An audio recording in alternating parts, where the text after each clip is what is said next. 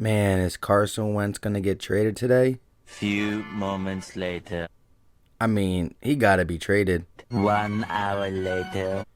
Why ain't Twitter doing anything? 2 hours later. Bro, he's still not traded yet? Much later. Man, I give up.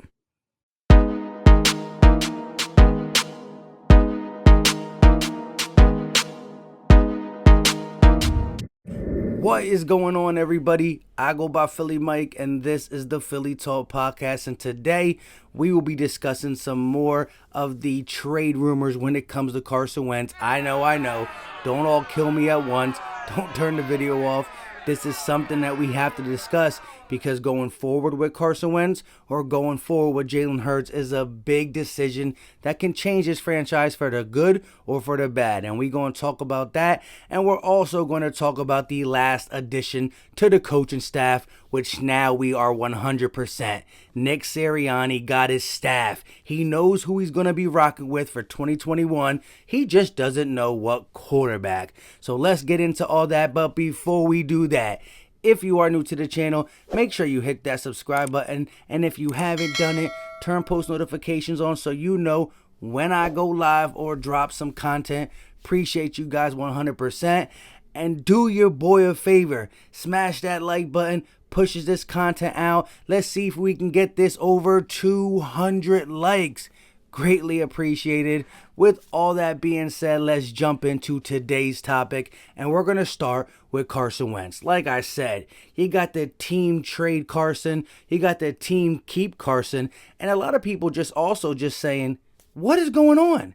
I mean, with all these reports, we don't even know what Carson thinking. We don't even know what fully we're thinking because you hear so many conflicted reports. The Eagles don't want him. The Eagles don't really want to trade him. Carson wants out. Carson doesn't really want out. Just so many conflicted reports, and I thought this deal was about to be done. Now I understand it couldn't get done on Super Bowl Sunday because no big moves are allowed to happen on Super Bowl Sunday, and that's why I did that little funny part in the beginning of this, the intro, because people were waiting all day yesterday. Is Carson Wentz going to get traded? Is Carson Wentz going to get traded? I'm listening to Bears fans who have YouTube channel talk about, do we even want Carson Wentz? And why are we giving up a first? Why can't we give up a second and third? So everybody has an opinion. Everybody thinks they know what's best for the Bears, the Colts, the Eagles. And at the end of the day, this might not even get done. Let's listen to what Mike Garibaldi, I don't know how to say his name, said earlier on, I think it was NFL Network. I'm not sure where it was, but let's listen to what he had to say. Define soon. Let's get into it here. I think a lot of folks thought, okay, Super Bowl's going to be over, and then in the morning this trade's going to be finalized. I made calls to everyone involved in this one and was told this morning that nothing is imminent, that the Eagles are basically waiting for an offer that they think is worthwhile to trade away Carson Wentz. And one of the options is still on the table.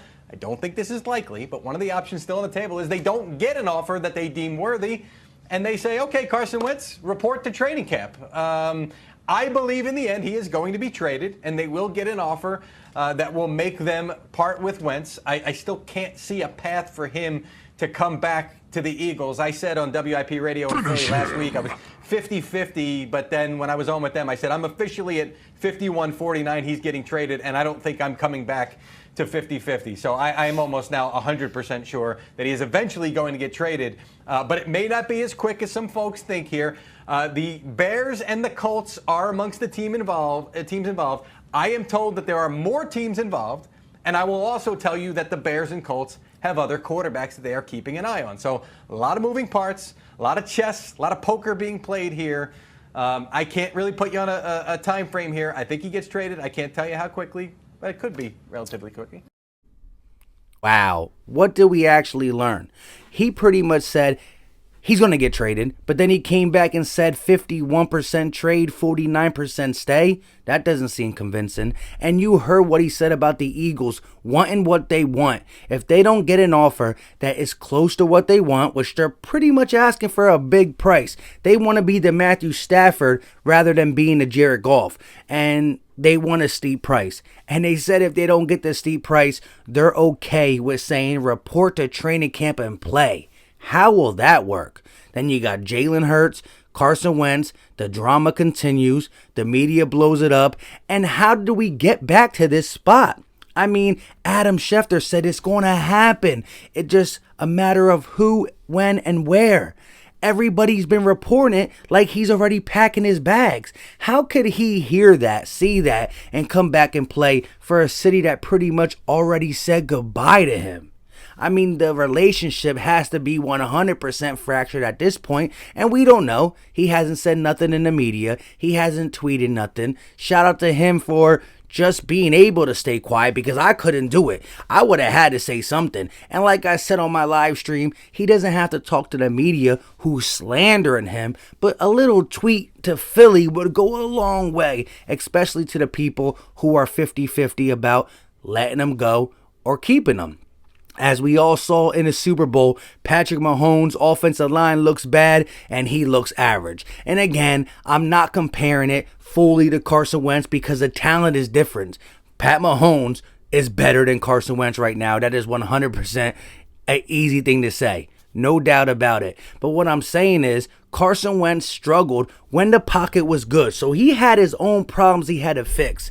But I'm telling you, the offensive line, the play calling, there were so many things added up to make him be statistically the worst quarterback in the NFL last year. Because he's not that when you look at overall talent. But when you take him pressing, you take the bad offensive line, you take the bad play calling, you take the lack of a run game, all that goes away. Teams play you differently, and he looked horrible. He didn't look average, he looked horrible. But it was more than just him. He's a big culprit, but there were so many things. So how can we get back to him being okay with Philadelphia fans, media, organization, and just playing like nothing happened?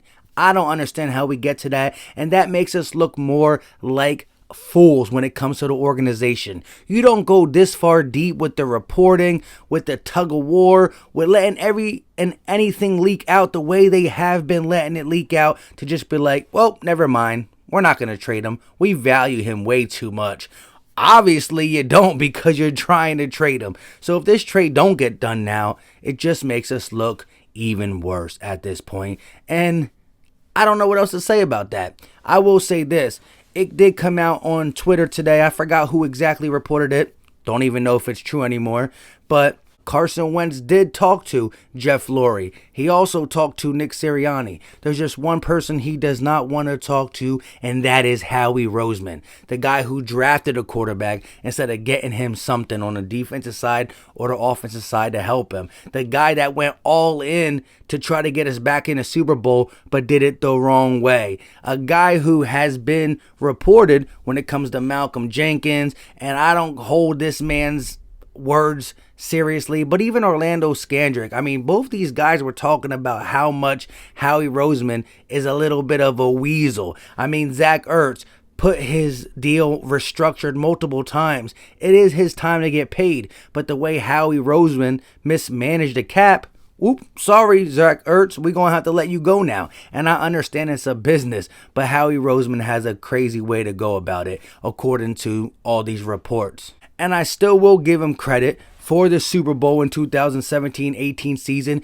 He just hit everything on a nail when it came to off-season acquisitions, to trades during the season. And he tried to do that after the Super Bowl, but it just didn't work. He retained the wrong people and went out and got the wrong people, and it hasn't been the same. And when it comes to actually looking at the young talent in college and drafting them to the Eagles, that's another spot where he did so horribly wrong throughout his tenure. He's cool with making a trade. He's cool with playing poker, as Mike Garibaldi or whatever his name said, plays poker and gets the best deal when it comes to trades. But actually looking out there and saying who's the good football player to pick pick up on this team, he's been horrible, and that's another reason why we're in this cap situation. Young talent for 4 or 5 years that is cheap and good helps you stay ahead of the cap. We've been horrible in that department, and that falls on Howie Roseman. And that's why I don't understand why Jeff Lurie doesn't say, man, Howie does some things good. Well, let him stick to the things that he does good. But putting his nose into football, drafting, and showing people that he believes in them, he's obviously not the guy for that. Simple and plain. But I talked enough about Howie. Like I said, I don't know where this Carson Wentz situation is going, but don't be staring at your phone tomorrow the same way we were staring at our phone today, because who knows how long this is going to be. It could get real ugly real quick. It's already kind of there. But let's move on to this last coaching staff that we filled. I think it's Jamal Singleton, running backs coach / assistant head coach. I mean, let me just say this real quick. Deuce Staley was here for 10 years. I did hear this on Philly Freshes, so I'm kind of taking it from him. But to be here for 10 years and be that running back coach and also get that side piece as assistant head coach, whether it was just a fake title or not, for this guy to just come in and automatically get it as the running back coach / assistant coach, huh? I mean, he does have experience. I guess he coached for Cincinnati Bengals last year. He also coached for the Bears. So he's been around some running backs and pretty much knows how to get the job done. But at the end of the day, he comes in with experience. And I do like the diverse coaching staff we have as a whole. Not just talking about him. I do like what we put together. But again, we got to see how it is going to turn out on the field, how the players respond. I'm talking the new players are pretty much probably going to respond right away. But how are these old veterans who love Doug, who have been around, who've been through Chip Kelly, now Doug Peterson, how are they going to respond to the new coaches, especially when you look at their ages? Is the OC, the DC, and the head coach all young, all new? So we're going to need to get anybody who's still around, and it's really only Jeff Stoutland, to get some veteran leadership. And I just think everybody's going to gravitate to him. I mean, he's one of the best coaches in the league when it comes to offensive line, and he's the only familiar face. So who knows how that's going to play. I do like that we got a veteran running back coach. I mean, I really wish we could have kept Deuce, but I understood. He had to just move to a spot that he possibly can get a better promotion, because he hasn't and wasn't going nowhere with the Eagles for whatever reason why. Again, new coaching staff. I do like the mix and match pieces now. Getting a guy, Jay Vela, the DB coach. Bringing in a guy like this who's been out of the system. I love the Brian Johnson pick as quarterback coach, whether it's going to be Jalen Hurts or Carson Wentz. I just like the fact that it's guys who are not in Nick Sirianni's system. So if you have everybody from the same system, they get complacent, and you don't got that guy who says, nah, we should do this, and bring bright new ideas in. I'm not saying that Shane Steichen, Kevin Patullo, and all them ideas ain't going to be good or too similar to Nick Sirianni's, but they are familiar, and you want that little bit of difference to open your eyes in case it needs to be. So I don't really know. I'm recording this podcast very late, trying to get it up tomorrow morning. Shout out to everybody who's been subscribing to the channel, liking the videos. Appreciate you guys 100%. We're going to get a live stream coming up real soon. Shout out to everybody. Let me know all your thoughts in the comment section. Let me know what you think about Carson Wentz. Will he actually get traded soon, later, maybe not? Let me know all your thoughts on the Carson Wentz, and how do you feel overall about the coaching staff from top to bottom, everybody who has been hired by Nick Sirianni. Let me know your thoughts on that. And until next time, you guys know what time it is. We out.